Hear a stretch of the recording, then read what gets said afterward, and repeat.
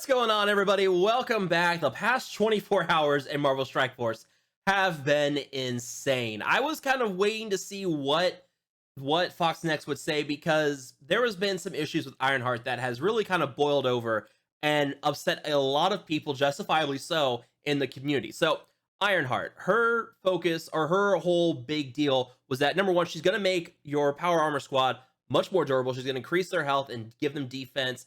She was going to be very good for making them more durable, but her big pull here was that she was going to be a counter to Red Skull and Hydra and War. If we go and pull up the kits here, we'll take a look at Ironheart first, and her Heartbreaker ability would apply defense down to all enemies and gain 100%, 100,000% bonus extra focus for this attack. This is a big deal because in War with Red Skull has a significant resistance to defense down. So in War, he has 10,000% bonus resistance against defense down and bleed.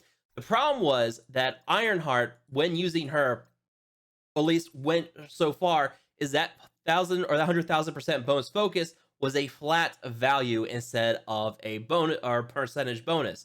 This meant that Red Skull would have something like almost a million total points of resistance for defense down, while Ironheart will only have something like 200,000 bonus focus for this attack.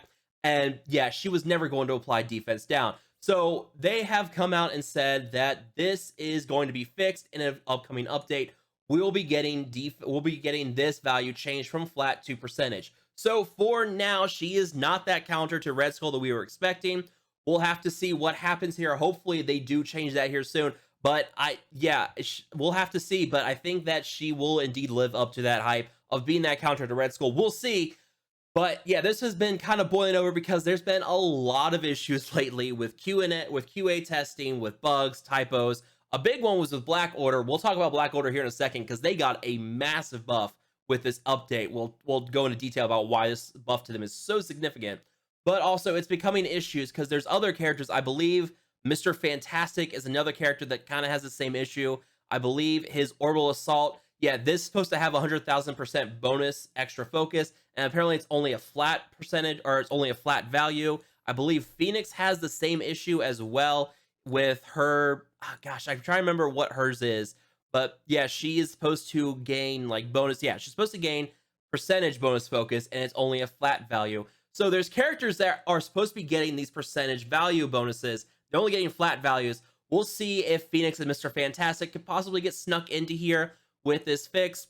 Fingers crossed. I don't know if we will, but I highly doubt we will, but maybe we can. Maybe we'll get lucky with that. But yeah, this has been kind of a problem because there's these typos, there's these bugs, there's these glitches, and it really reached a head because Ironheart came out and there was no indication ahead of time that she was bugged. So people bought her last night, thought she was going to be great. They go to test her in War, and they find out they can't defeat Red Skull and Hydra, and people are justifiably pissed. I mean, if I had spent money, which I did purchase the offers for Ironheart, and then I go to use her, I hadn't put any gear on her because I want to wait for this morning.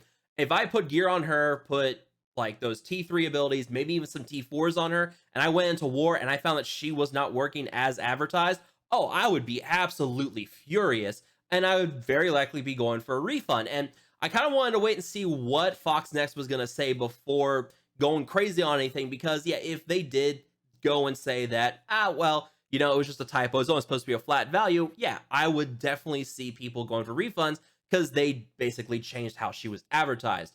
Thankfully, they are changing to a percentage-based value, so don't have to worry about that. She will be fixed. She'll be that counter to Red Skull, at least hopefully. So, moving on from Ironheart, let's talk about this change to Thanos and Black Order. This is a big deal. It's actually going to probably make them that feared defensive team they were supposed to be in the beginning. So, what's going on currently is that Thanos' powered passive ability was triggering regeneration whenever he or a Black Order ally fell below 50% health. It applied regeneration and would also boost their speed bar by 50%. So, this looks pretty good. It means that first time someone takes damage, you get some healing on them. Everyone gets charged up a little bit. But this was kind of causing a discrepancy because this kit was very similar to Crystal's kit, which we'll show here in a second, where Crystal's kit has the same kind of text description, but hers was triggering for each Inhuman ally, while Thanos is only triggering once for the entire team. So we'll show here with Thanos.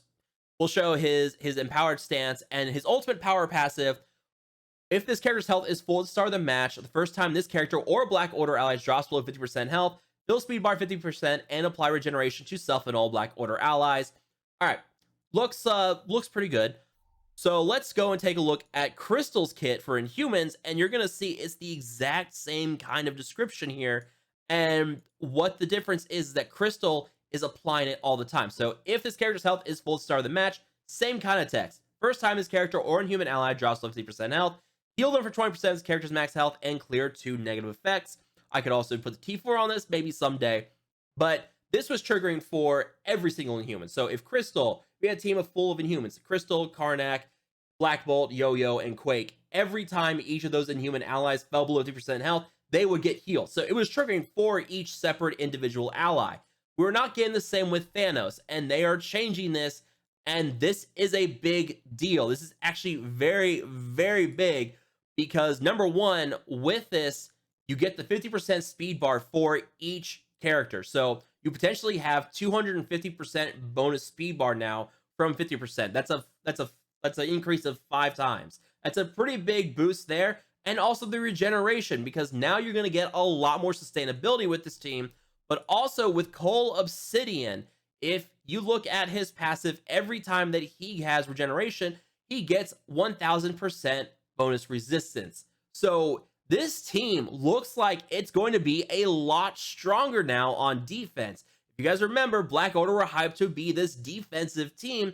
What this means is now, if you try to go after Cole Obsidian, because he's got taunt and everything, he's going to gain regeneration, he's going to gain that bonus resistance, and then if his taunt wears off, you try to go for Thanos, well, now Thanos is going to fall low on health. Now he's going to get regeneration. You're going to have everybody gain bonus speed bar. It's going to be a mess. If you can't control this team and be precise in your attacks, you have a lot of AoE attacks, you run into the problem where there's going to be a lot of speed bar flying around this team. Also, Corvus and Proxima are very squishy characters. So this kind of rewards you for putting those two characters next to Cole Obsidian and Thanos now, because now they can fall below 50% health very easily. I just experienced they're very squishy compared to both Cole Obsidian and Thanos. They can fall below 50% health very easily. That's another great way to charge a turn meter on your team. Speed bar, not turn meter. So there's going to be a lot of ways you guys can position this team for defensive purposes. We'll have to see, but honestly, I'm kind of seeing now what Foxnext was intending for this team. What they were really missing something here, and I think this bonus to the speed bar is really going to help start to bring that together. We'll have to see with that. I mean, you still have Ebony Maw and his healing abilities as well. Envoy of Thanos. I mean, yeah, you got the barrier with sustainability there. You have to kill hero controllers, but there is that ability there. There's the barrier. So there was some of that. There was not a lot of healing going around before, but now with this bonus regeneration flying around all the time, yeah, you're probably going to see a bit more healing with these guys. Now, we're going to have to see how it all works in the end, and maybe there's still some stuff going on. They also did say that Ebony Maw's force transfusion ability, it was canceling out when an enemy died. That has now been fixed, and now it is in the game. So it should be working as intended now.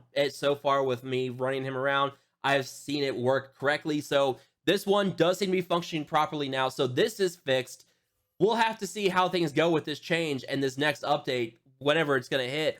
But they did also tease that update and some big stuff coming with it. Number one, 3 new characters, which we already know are going to be X-23, Domino, and Negasonic Teenage Warhead as the new X-Force characters.